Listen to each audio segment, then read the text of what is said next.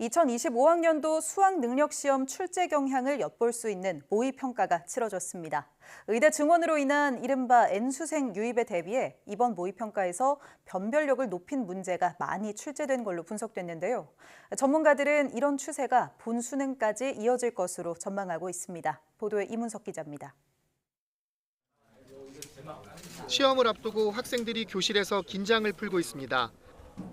올해 첫 수능 시험 모의평가가 전국 2천여 곳에서 치러졌습니다.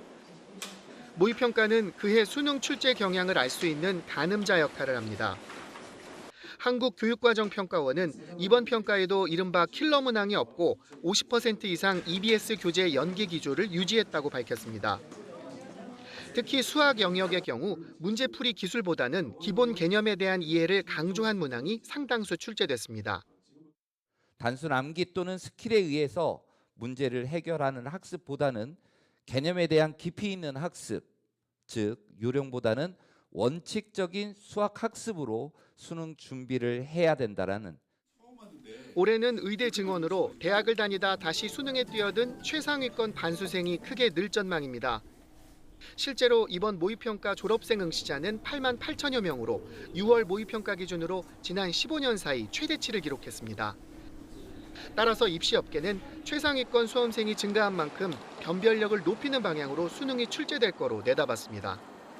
이번 모의평가 역시 킬러 문항이 없는 대신 변별력 확보를 위한 까다로운 문제가 많았다고 분석했습니다.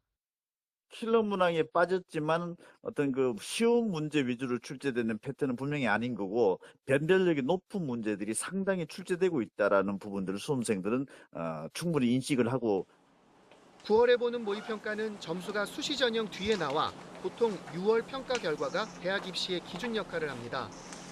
하지만 올해는 최상위 반수생 유입에 변별력 높인 문제가 변수로 작용해 전문가들조차 이번 모의평가 점수로만 입시 예측을 하기가 쉽지 않다고 털어놨습니다.